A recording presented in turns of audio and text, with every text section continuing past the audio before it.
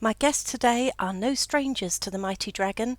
Filmmakers Craig Ahrens and David Espinosa appeared on the podcast back in 2020, talking about their horror thriller, The Crumbs, which is about a highly dysfunctional family who have a taste for human flesh. With their new releases, a comedy, Love and Quarantine, and a horror demon fighter out now, it was a great opportunity to catch up.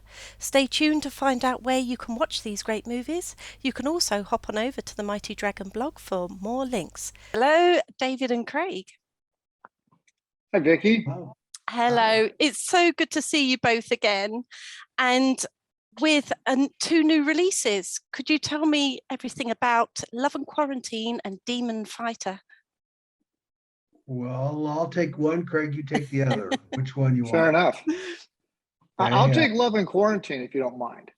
Yeah, because I think that's an interesting story. And I can tell David, if I tell David it sounds okay. If he does, it may sound self-centered. But I think I think the particularly fun or behind the scenes story with respect to Love and Quarantine, we were on the last day shoot of Demon Fighter. And I think it was in the evening. And David came to me about this idea he had for our next film. And we started going over it. And I thought, that is so cool. So after we wrapped Demon Fighter the next day, David started writing Love and Quarantine. And I think, within the title of the film, we can all relate to it. A married couple for years find themselves in quarantine and how we all would respond, right? And, we can all relate to that. Those of us married, how we responded to certain things and, elements that over the years, maybe it gets under your skin a little bit, but you kind of look the other direction. Well, now when you're around each other 24, right, 24/7, you say, you know what, another thing, I've never liked the way that you chew broccoli. So it's just, it's fun and a lot of good moments. And I think David and it's being received, thankfully, really well. And David did a solid job as always in writing the script. Great. Thank you so much. I appreciate that. Demon Fighter. David, over to you. Well, Demon Fighter was originally a script we had written, and it was meant to have a lead character more my age. And after we wrote the script, we both liked it, and I was even considering doing the part. And then one day it occurred to me, nobody wants to see some old guy doing this. Oh, Young, handsome guy doing it. So we both agreed, and I rewrote the script, and I wrote it for a guy like the star of the movie, John Azuna, Master John Azuna, I may add, and he holds two world titles. One of them, fastest punch ever thrown. The other one, these are world records, and the other one is number of punches in a minute. Yeah, 735 punches in a minute. Oh my gosh. That's a blur. And he's an actor already. He's a stunt coordinator as well. He's been involved in numerous projects, including The Matrix, Venom 2. The guy's well known. So we were pleased to have him. We brought him on, and we decided, let's put this thing together. Let's make a movie about a martial artist who's a priest. Yeah. And happens to be an exorcist. So we didn't make him a standard priest. We made him more of a academician, a Jesuit. Yes. The Jesuits are the teachers of the priesthood, and that's what he is. But he's also an exorcist, and he fights demons in the souls of man, as well as in the streets, and dealing with his own demons. Oh my gosh. This not sounds right up my street. I tell you, I love stuff like this. Well, I will be watching. It's an action movie with a very a psychological thriller concept based on demons and possession. Yeah. Starring Jeff Hatch, who was in The Crumbs. Yeah. Played Dr. Benjamin Crumb. Yeah. Well, he plays Mr. Stark in this movie, who becomes possessed by the demon and eventually does some other things. I won't give all that away. Yeah. He does a killer job. We were so impressed with Jeff's performance. As usual, he brings his own style to it. He's not a guy I have to sit down and do a whole lot with when I'm working Right. with the director. So we're very pleased. And we brought Jeannie Young on. She was in Demon Fighter. And of course, she is the star as well in Love and Quarantine. Her and NJ Brown are in Love and Quarantine, but they were also actors in Demon Fighter. NJ had a supporting role as a neighbor. Yeah. Not that he was nosy, but a very observant neighbor. No, Very he was observant nosy. neighbor. Yeah.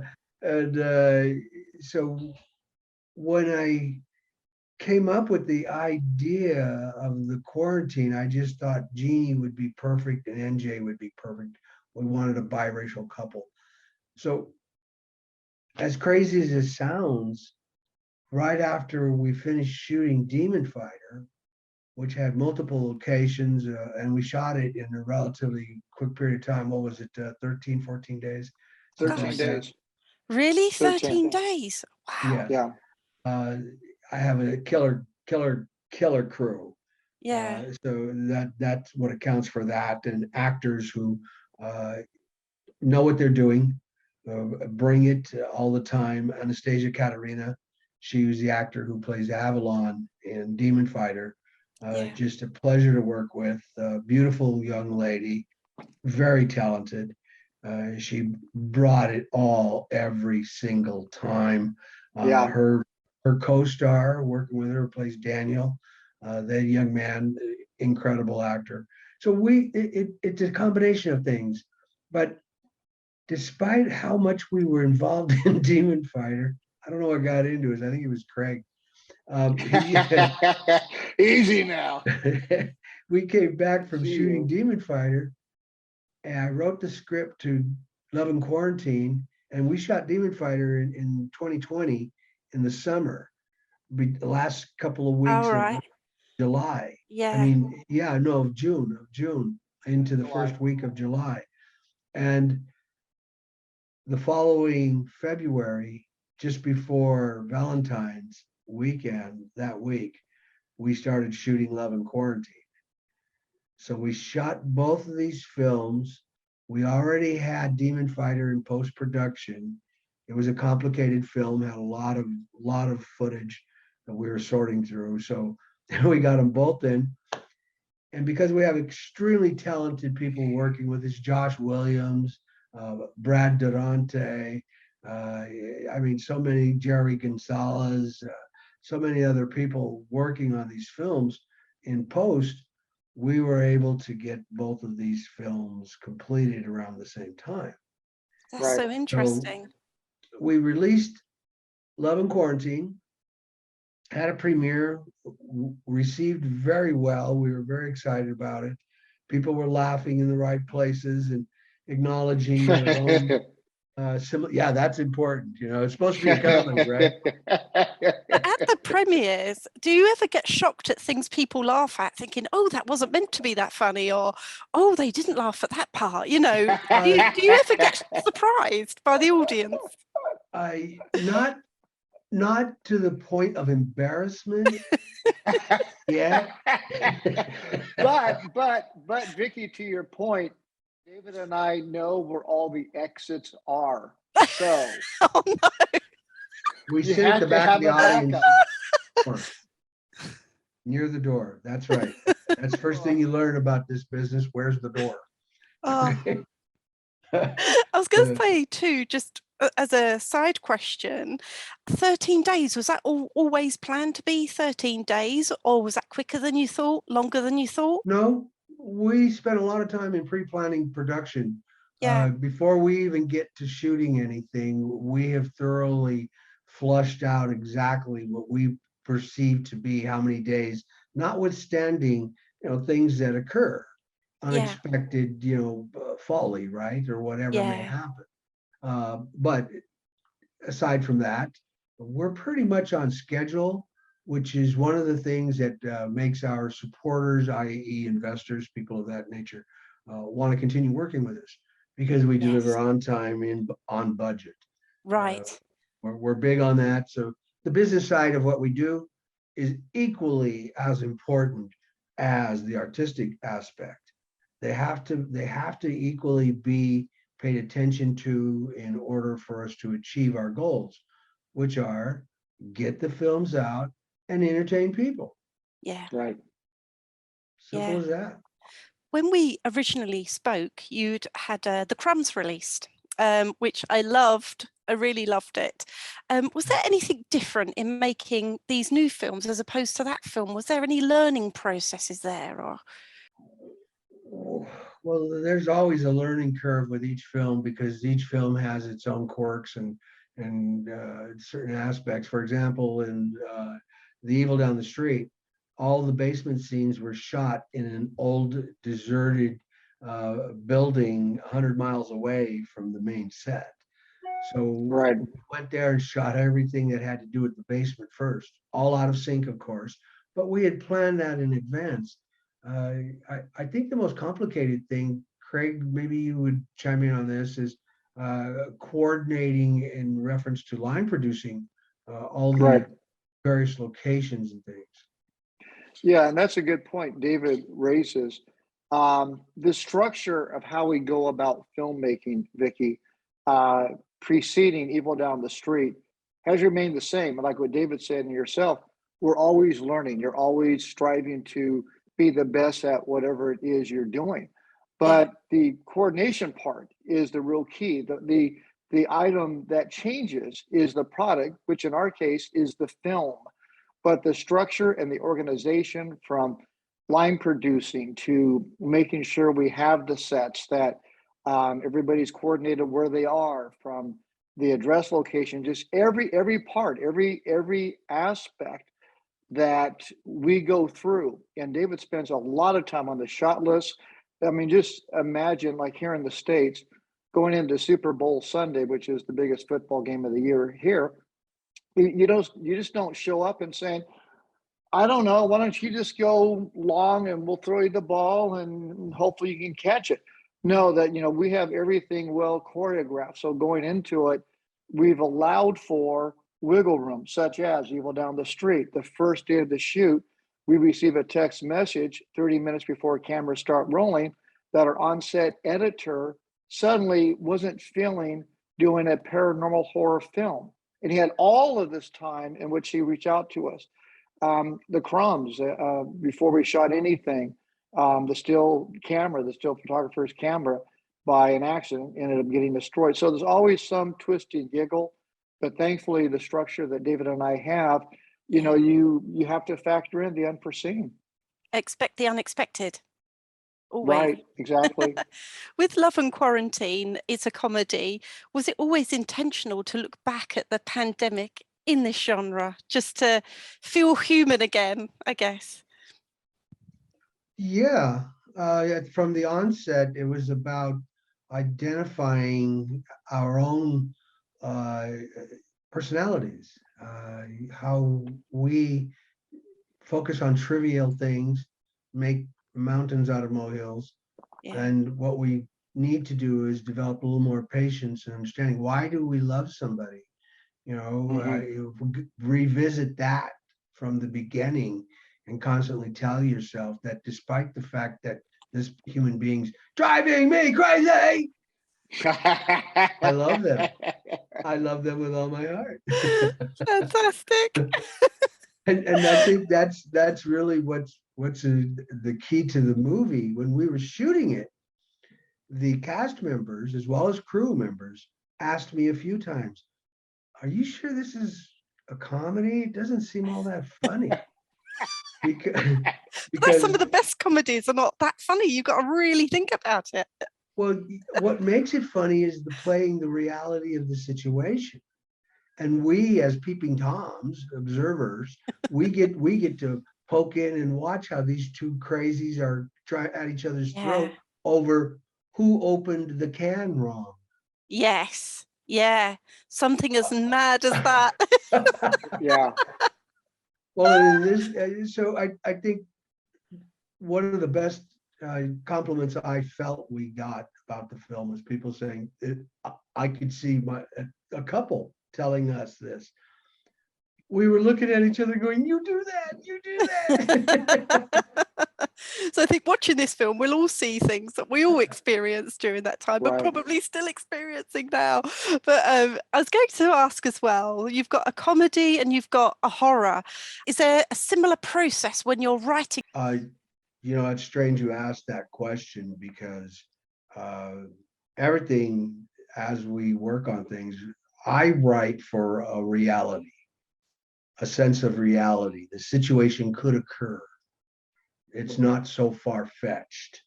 Even though we may be discussing something that in reality is a bit stretched, is a bit far-fetched, that's the beauty and that's the magic of filmmaking. If you can create a scenario and you have actors that are gifted to bring the life to whatever situation you develop, and the lines, the words, give them emotion, give them life, then you're going to captivate somebody's attention. And that is where they suspend their disbelief and they get into what you're doing. So we've seen very realistically done films on simple topics and issues. Mhm. And then we've seen films that were so complicated and so, oh my God, like Waterworld. Okay, I actually watched. Okay, I I'm shouldn't like, laugh. I shouldn't laugh. I mean, they spent a lot of time and money and energy and Yeah. played the reality of the situation, and it still didn't work. Yeah. Yeah. It's true, isn't it? Yeah. How did, and if we had had just what 1/10 of the money they spent on that, Craig, how many movies would we be able to make? About over 100. We make movies on a shoestring. Nuts, Over isn't it? 100. I actually didn't mind that film, but I know it got completely panned, didn't it? And just bombed everywhere. But yeah, crazy. It was a crazy film. Costner. Its plot was based on a very weak theme. If they had used something a little, more important, cigarettes. I mean, what are we in prison? And I get the analogy. I Yeah. get the analogy, Yeah. the prison analogy, but come on, cigarettes? Yeah. I mean, Well, they could have made it also, fresh water or, some life-saving, sustaining, element, something, but cigarettes? Yeah. I think Kevin Costner had the best line after that film. He says, "I will never do another film that involves water," because it just because again, like what we said, they would have done all their pre-production planning, which you don't anticipate. Cameras falling overboard, all the things that go on, and shooting a film on water like that. Oh, yeah. Yeah. Costner will never do that again. I was just going to say, I've spoken to Philip Noyce when he was filming Dead Calm, and he was just like, Mother Nature was the director, and it was very hard at times, and completely unexpected the way the weather would change as well. So yeah, it doesn't sound such fun, such a fun environment to film on. Yeah. You touched upon theme there. Would you say that there's a certain theme to your films? In our mission statement, we say our mission is to entertain, inform, and enlighten. Mhm. But principally, it's to entertain, because if we can't keep your attention, we're never going to be able to inform you of anything, and you'll never reach some understanding. Now, you're talking about something that's sensitive to myself and to Craig. It's Right. being didactic, preaching in a film about you should think this way or behave this way or believe this or believe that. Yeah. That's crap. I can't handle that. Yeah. I can't handle films that do that. They disturb me. So we try to not do that. We try to create films that are entertaining. And I'll use Crumbs as an example.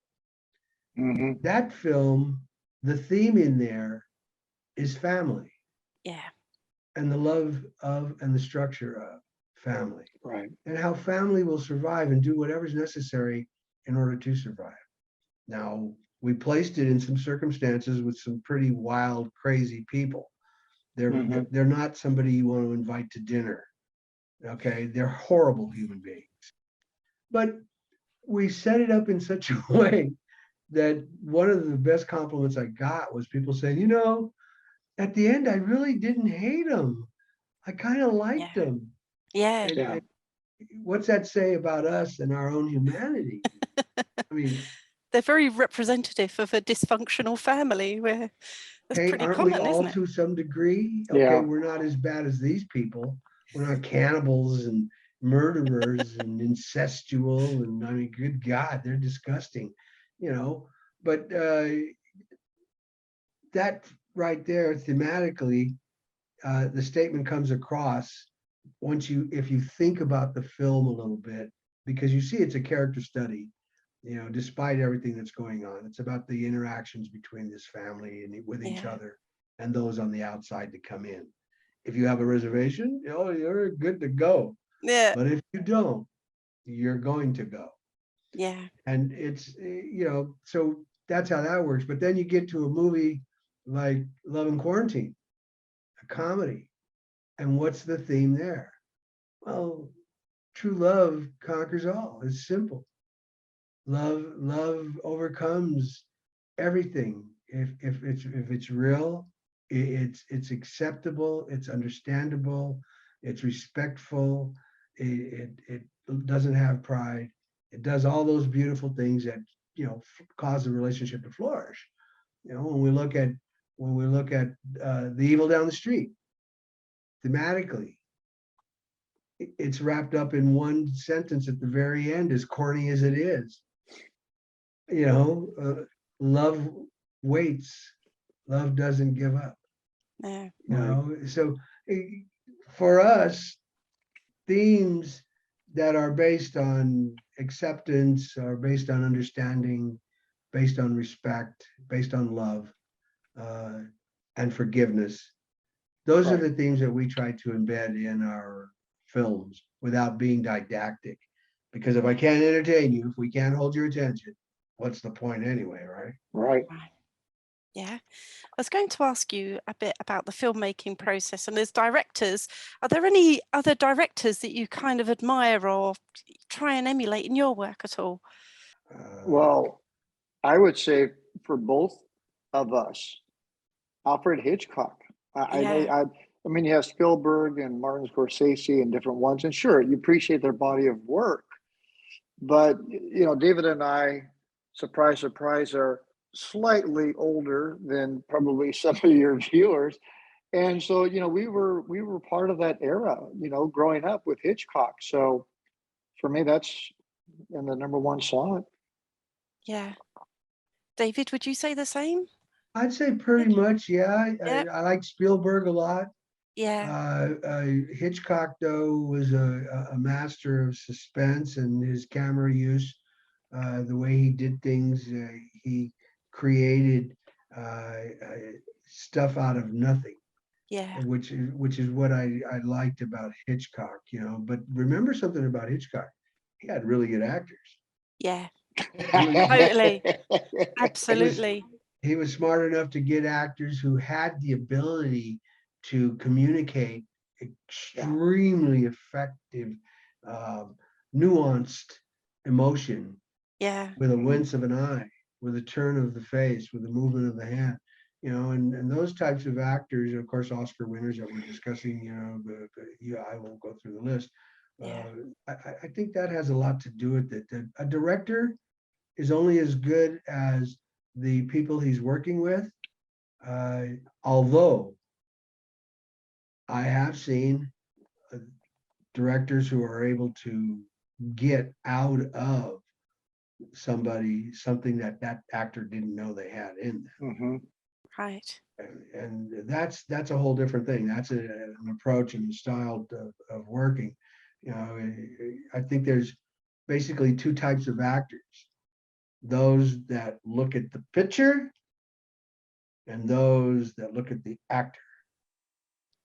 Okay. I try to fall someplace in the middle. I focus a lot on the actors and their performance and what they're doing, what they're communicating. I trust the cinematographers that I work with, that our camera people, that they know how to frame a shot, that they know what they're doing. So part of our pre-production is going through this with them, having a shot list, having done storyboarding, having looked at things, discussed them. So then we get on set, we're not showing up the first day going, okay, well, what are we going to do? Yeah. You know, we know exactly what shot, what angle, what's first, who's in it, you know, where Yeah. it's done. So people arrive and they get to functioning. And that's Yes. how we get things done. So I would say then my next question is, what advice would you have for independent filmmakers? I assume that would be it, really, to have everything so organized that you can't go wrong. Go ahead, Craig. I'll let you start with that. Yeah, organization, organization, organization. If you do not have a tight plan at all going into it, it's like what David just said. You're going to show up, and somebody's going to say, "Okay, who wants to be the camera guy?" And you know, you can't if you don't have a plan going in.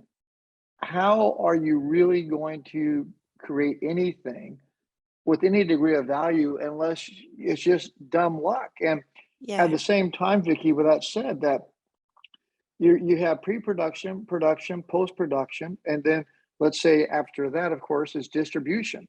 Now you have a film, what are you going to do? And so many indie filmmakers that David and I know, they think just because they have distribution, that's the secret sauce. You know, now we have it easy. No, your work is continuing on. If that film is going to do well, you certainly better be doing that. It's thankfully you having us as guests on your show.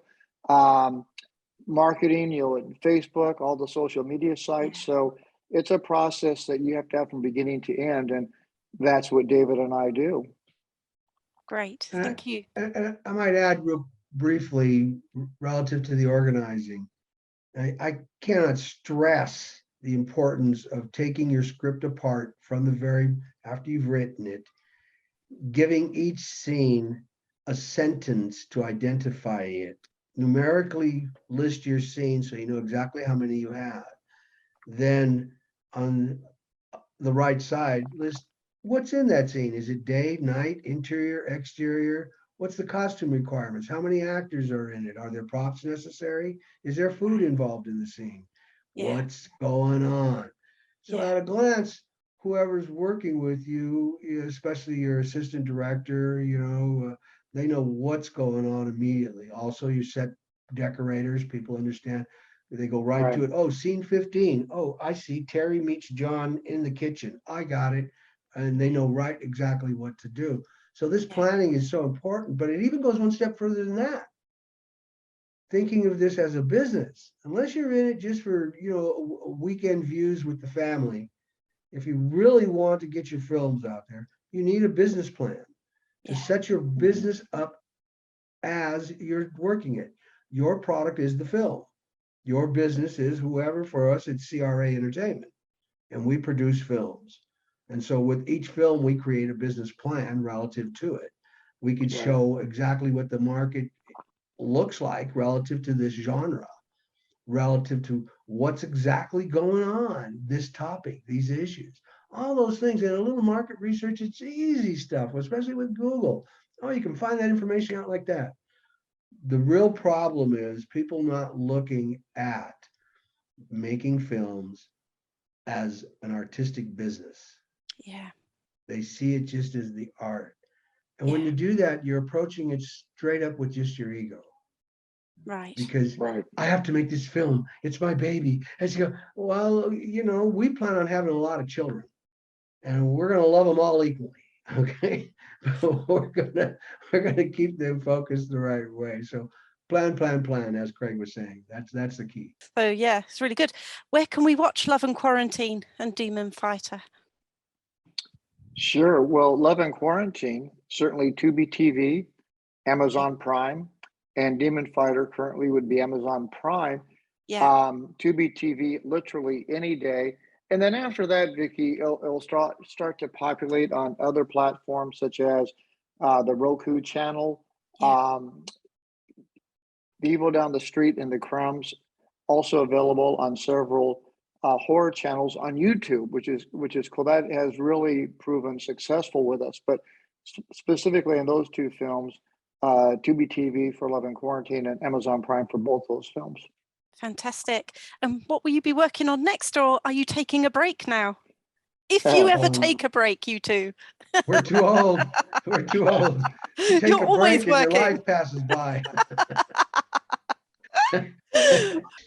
Yeah, we have a few scripts we're working on. One we're currently developing that we really like.